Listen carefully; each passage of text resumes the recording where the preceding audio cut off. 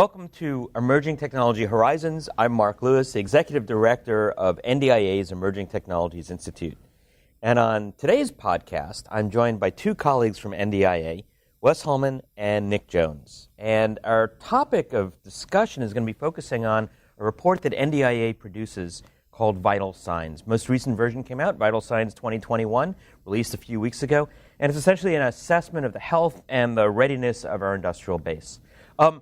Let me introduce tell you a little bit about our two guests. So Wes is our Senior Vice President for Strategy at NDIA. That means he oversees basically everything we do in engagements with government, with Hill especially. He joined NDIA after a 27-year career in the U.S. Air Force, almost 2,000 hours as a command pilot, including time in the F-22, one of my favorite airplanes of all time. And also served in the legislative liaison role, interacting with the House of Representatives on behalf of the U.S. Air Force. Nick Jones is our Director of Regulatory Policy and was also obviously instrumental in producing our Vital Signs report. Joined NDIA in 2020, so relative newcomer, graduate of the U.S. Naval Academy, Lewis and Clark Law School as well, and worked in various strategy roles in his career, including worked on Boeing's autonomous systems in Portland General Electric. Began his career as a Navy intelligence officer, so the perfect person to be leading a vital signs effort. So, gentlemen, welcome, and thank you so much for joining me. Let me start out by asking you, tell me a little bit about the Vital Signs project. How did it get started, and what were the goals? No, that's a great question, and so I'll go back to what you mentioned, that my last active duty role was as the chief liaison to the House of Representatives for the Air Force. I got there in 2014, and this was right after the 2013 sequestration, and where all of the services, especially the Air Force, took a large readiness hit, where we sat down. Any squadron that wasn't going to be deploying anytime soon they stopped all flying, they stopped turning wheels, they stopped working on the jets, and we spent the next, the 3 years that I was there, telling the story of what is readiness. What does it mean? What can't you do when you have poor readiness? What investments you need to make to get readiness back, et cetera. And I will say at the beginning of that effort, people didn't know what readiness was. By the end of that effort, we actually had the Congress members talking about it in committee, in public hearings, et cetera, with a good deep knowledge of what it is. So fast forward, I come over to NDIA, and right after I get here, a report comes out that says that we've had 11, so this is in 2017, between 2011 and 2017, over 11,000 companies had left the defense industrial base, stopped doing business with the federal government, and stopped bringing their innovative technologies and solutions to the warfighter. And so there was a concern, anecdotally, that we had a readiness problem within the defense industrial base. But we had no way of discussing it. We had no measures of readiness. We had no annualized report at the unclassified level that could lay out what is the state of the defense industrial base so it can be part of the debate at the beginning of the policy cycle every year. There were some good one-off reports, but again, what those reports didn't do is give you any type of ability to do trend analysis, longitudinal studies, or anything, and there was no way to be comparative between where we are now, where we were, or where we are going. So we saw this as filling that void. And so, this was a kernel of an idea in 2018, early 2018, and our first report was in 2020, and our second was in 2021. 2021. And we are very deep in the process of producing Vital Signs 22. But with that, I kind of turn it over to Nick as our study director to tell you exactly what encompasses the Vital Signs, how we do the measures, et cetera. So Nick. Yeah, so Nick, tell us about the Vital Signs. Yeah, so Vital Signs, it's like the Vital Signs for medicine. Pulse, temperature, respiration, and I think blood pressure are the four vital signs. This is almost like a physical. We've got 8 conditions and 55 indicators that we're looking at. Everything from competition to the political regulatory environment to the supply chain, which is very much an issue these days. It's not a forecast. So we've had people come to us asking us a little bit about the about the Vital Signs Project, and this is not a forecast. We're not looking into the future. We're not projecting different markets. We're not looking at strike or vertical lift or different defense markets. We're really looking at a point in time in the whole industry. How is the whole industry doing? And so the way we do that is we work with a company called Govini. It's a data science company based here in DC, and we're one of the few non-government clients of theirs. And they go and look at all the publicly available information, contract information, to help us understand these conditions. And then we also have a survey. We're actually putting out a survey in a couple weeks, about 3 weeks. We just completed the survey instrument, so we're gonna email that out on 16 August, and it's gonna come from the desk of Carlisle. And really encourage all the listeners and viewers to take the survey. It's about 5 to 10 minutes, but it helps us. It's really a leading indicator to help us understand, the health of the industrial base right now. So yeah, that's basically. So now, in relying on publicly available information, are you worried perhaps that there are aspects that you're missing, that there are indicators that aren't quite captured in material that's openly available?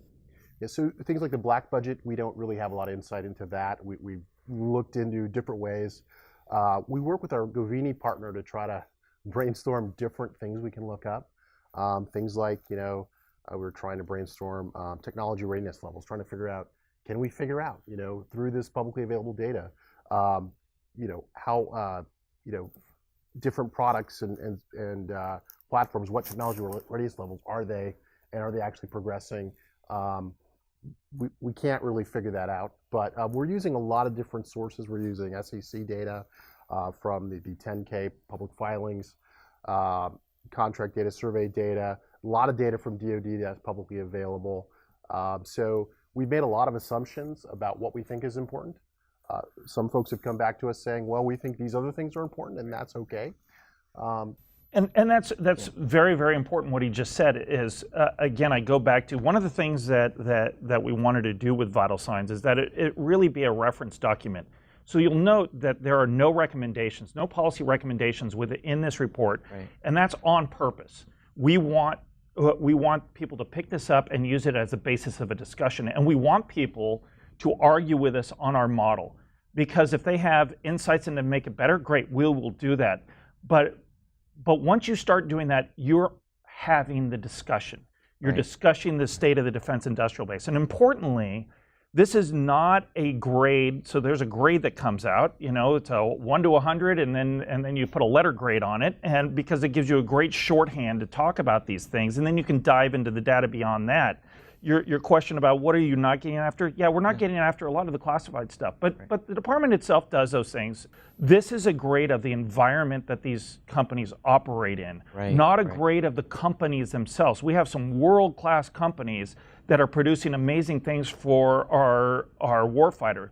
But the bottom line, what you see over time is, even though you have this strong group of companies up top that are doing that are still producing the best of the best, what you see is an increasingly fragile supply chain and supplier base underneath them, and again, that speaks to the challenges of doing business with the government, of many barriers to entry, to incentives not being there to stay in or join this industry, et cetera. And so I think that's, even though you're not getting some of those things that you would in a classified report, what you are is you're seeing these in an unclassified way to have that discussion that we were talking about. One of the things I find most intriguing is that you look right down the industrial base. So it's not just the top tier, it's right down. And as you say, often we hear small companies discussing the difficulty of first getting into working with the Department of Defense, challenges that they face, the fact that you're also highlighting supply chain, I think, absolutely critical. So we've got two reports under our belt. What are the big takeaways? Well, I think there's a couple things. Yeah. Kind of at a high level, what I found most interesting was, it's actually a pretty competitive marketplace for companies to go in there and get new business with the Department of Defense. We're obviously very concerned that there's not enough of those folks coming into the defense industrial base. So that's I think for me a key takeaway. The other thing is our political and regulatory section actually has we use a Gallup poll that's been going on since like the late 60s, I think. And so public opinion on defense spending has actually dropped the most in the last two years since the early 80s. So that was very surprising to me too. So it'll be interesting to see what happens this year if that public opinion on defense spending changes at all. But it's a pretty big drop. Fascinating, fascinating. Any speculation on where that came from? Could be a lot of reasons. I think probably, I don't, you want to speculate a little bit? Yeah, well, I think that one of the things that's important to note is that each of these scores is done on a 3-year rolling average. Right. We do that to control for annual anomalies. So if there's something that's very anomalous that year, that it doesn't skew the data. So it's a 3-year running average. So if you look at what's happened, if you look back again, Vital Signs 2020, look back to 2017, which was, as we know, the first year of the previous administration. And what you saw was a plus up in the defense top line. And then as you saw that, so you saw some concerns at the end of the previous administration that on defense spending. Mm-hmm. You saw the reaction to it at the beginnings of the Trump administration. And then I think that there was a sense that we've taken care of this. So we've moved on. So in some ways, the Congress and the public have moved on to what is the next challenge. And so you saw a significant drop in mentions of major defense acquisition programs, MDAPs. You saw less news articles about that, and you saw that as indicative of the Gallup poll, you saw that the level of concern by the greater public dropped on are we spending enough on defense? And so I think that's what you see in there. It'll be interesting to see what happens now that we're in a new administration and we have, I would say, an increasing concern with our ability to compete in great power competitions, and whether that specific measure will turn around. Yeah, absolutely, absolutely. And of course, the Pentagon just dropped its most recent budget a few weeks ago, which was relatively unchanged from what the previous administration had put in place. Plus, at least on the Senate side in their markups, a $25 billion plus up to that. Right. So it will be interesting to see what 2023 brings as this new administration brings its full weight to bear. So big surprises. Anything jump out at you as shocking, unexpected? I mean, I think that the Gallup poll number to me was a shocking. The magnitude of the drop was shocking to me. That was the biggest one for me. I would say that for me, maybe not entirely shocking, but of great concern. Although it's not, it doesn't look that bad if you take a snapshot of the data. But I would say if you look at our innovation section, you'll see that there's increasing challenges within innovation, and one of the things that we found is that, again, this is when the data was taken. So the data was as of about this time last year, actually a little bit before, for what's in Vital Signs 21. We'll see what happens in 22. But at that point, public investment in basic science was at the lowest level since 1955. You had decreasing levels of research and development across the defense industrial base on the private sector side from the publicly available data. And these are publicly traded companies that have to do, their annual financial filing. So that's where we get that data from. So if you look at those two things, you see that we have not, what I like to say, made the deposits into the innovation bank account that we can later get a return on investment. So we made, in the Cold War, we made some massive investments into that innovation bank account through basic science, through a lot of R&D dollars across the defense industrial base, across the federal government, et cetera. And we withdrew a lot, and we got ahead, and we won the Cold War through that innovation that we were able to do. We just outpaced our competitor. Well, since the fall of the Berlin Wall and the end of the Cold War, we decreasingly made investments in that and continued to pull out, to make withdrawals from that. And now it's time to replenish that bank account. Otherwise, I see from what we're seeing from vital signs is we will lose the innovation race if we don't start making those investments today. I love that point. I would often point out, for example, that our innovations in stealth technology that we unveiled in the 1980s had their roots back in the 1950s in basic research. We flew arguably the first supersonic combustion ramjet hypersonic jet engine in 2004. The idea was invented in 1958 by fundamental researchers. So these long-term investments truly are important. What about companies' investments in their IR&D? Did we see trends in how companies were investing their dollars? I will say this: what I remember, and Nick's going to be digging into the data right now. But what we see is that there was a flattening and actually a decreasing within some of those larger companies. Right. But I would say that's also a factor of the business model changing. One of the things that we've seen changed, and I think this is a story that's been told many, many times, is that really during the Cold War especially, innovations were driven by some federal dollars and spending within the defense industrial base, and then those were spun off into the commercial sector. You see that model turned around, where the commercial sector is that there's been a lot of innovations that have been funded, developed, et cetera, in the commercial sectors that instead of spinning out are spinning into the defense industrial base and being applied to security technologies, et cetera, national security technologies. And with that was also a business model change where instead of having like AT&T having Bell Labs and investing in Bell Labs, et cetera, what you see is more and more that the risk dollars are in startups, and that some private equity, VC money is going in and making big bets in that in hope for that unicorn type of thing, and then that company or that technology gets acquired. And so if you look at some of our bigger companies, you see them developing internally, but equally, and sometimes in some cases even more, buying technologies that are proven through some of these big bets that have been made through startups. Right, exactly. When I look at the numbers, coming out of World War II, the United States was responsible for about 50% of the total S&T investment around the world, and half of that was Department of Defense. The Department of Defense was responsible for 25% of the research investments. Now the number's around 4%. And then you see some ironies in the field of artificial intelligence, for example. You see the department trying to incorporate commercial concepts, ideas that were developed commercially.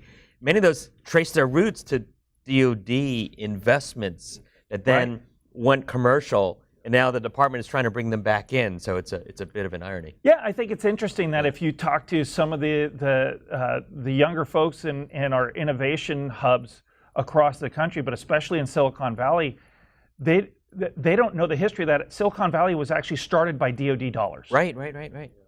Yeah, exactly.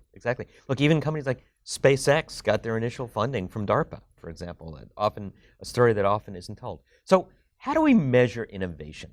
Patents is one of the ways, and then also, going back to the previous question about the R&D investment, that's not something we look at or we bring out from the SEC filings. So we don't actually have that data point. What we're going to do this year is look at some acquisitions. A lot of, as Wes mentioned, a lot of the innovation actually comes from smaller companies that are creating, doing innovative things, and then they get acquired by sometimes a prime other company or another company.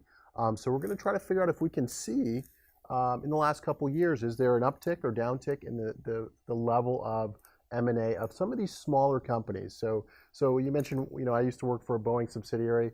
I mean, we had, acquisitions of various sizes, some very, in the millions, some in the, obviously much larger. And so we want to be able to see if we can track some of that. But if you look at U.S. innovation, just over the last, within vital signs over the last 4 years, I mean, compared to the rest of the world, I think we scored it as 75. So, it's been fairly flat the last couple years. So I don't know if we talked about the way we baseline things at all, but so within vital signs, we give everything a score and it's baselined. to a historical peak or an ideal value. And so that's how we get, so that's 100. And so that's how we get these numbers for some, CB, whatever. So innovation, I think, was a C.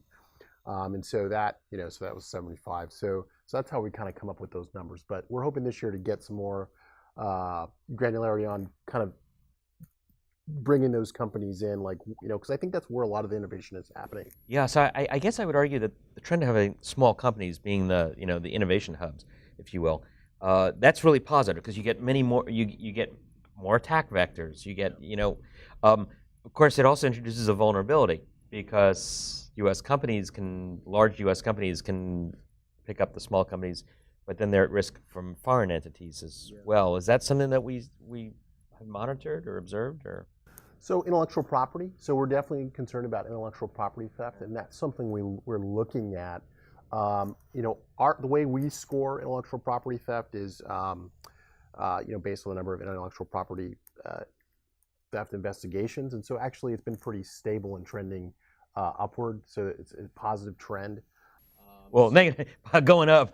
Well, there's less of these investigations, Okay. so the score is going up on that piece. Got it. So that's an assumption we made. Now we might tweak that in the future if it's not really telling us much. Yeah, and I think you're going to see changes. So there's an industrial security measure in here. So it again, this is one of the vital signs. Industrial security is very important. So delivering on compromise, et cetera, as we've heard about over the last few years, that what you see is an increasing number, even with the focus on it, an increasing number of cyber vulnerabilities.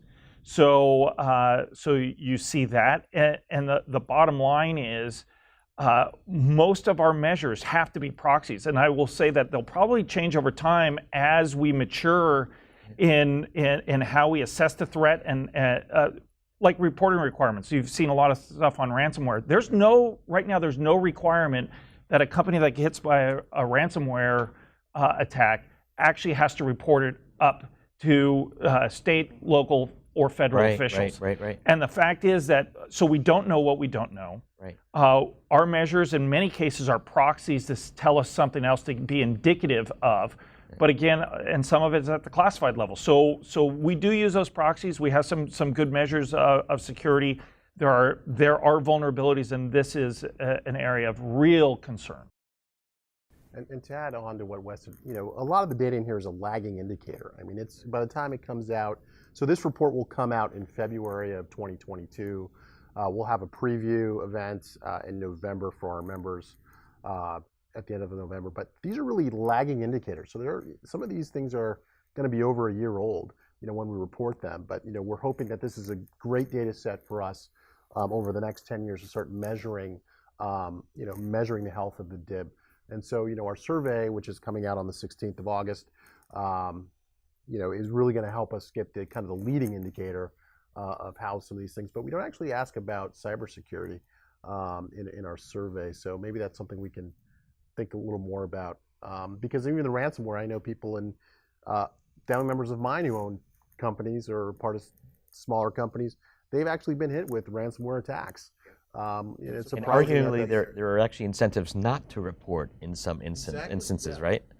So you mentioned 2022, so that's a great lead into. So how is 2022 going to be different than 2021? Well, we have ETI. Yes, we do. That was a self-serving question. Which is wonderful.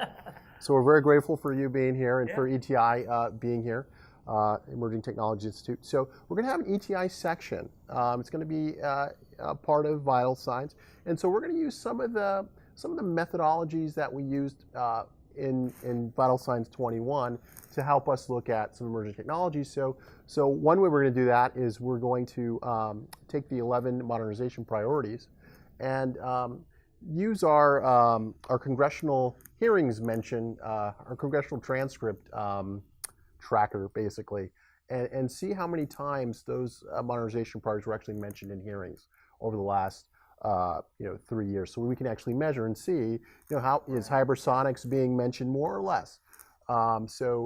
Interestingly, last year, supply chain, for example, decreasing. That is interesting, given the pandemic. Well, this was before the pandemic. Okay. Yeah. Right before the pandemic. So supply chain was going down, but we're anticipating that's going to ramp Yeah. up. Okay. A large swing. Okay. Well, yeah. Okay. I think we're all being affected by supply chain in one way or another.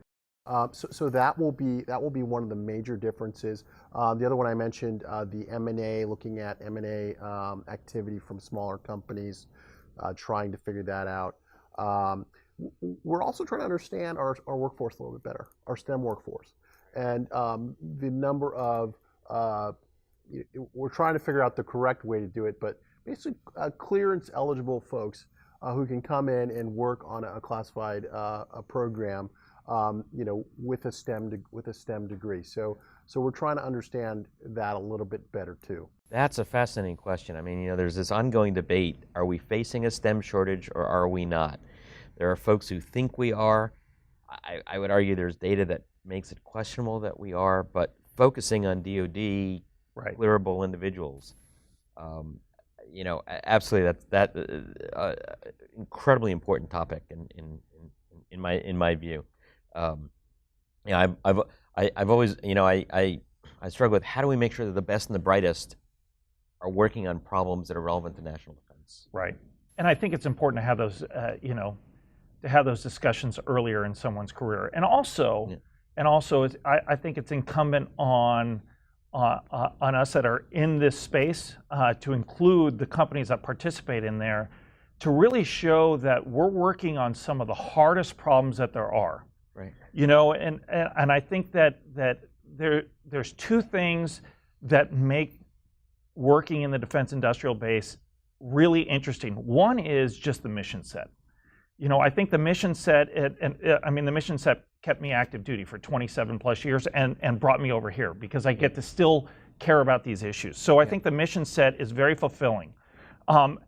And then to show these young engineers and scientists, and I know that you have your own concept of what is an engineer and what is a scientist, they're probably the same thing. Yeah. But the fact is that are they going to be working on exciting things that are meaningful and hard problems that are going to be fulfilling to solve? Yeah, absolutely. And if I could add to what Wes said, so we do have a lot of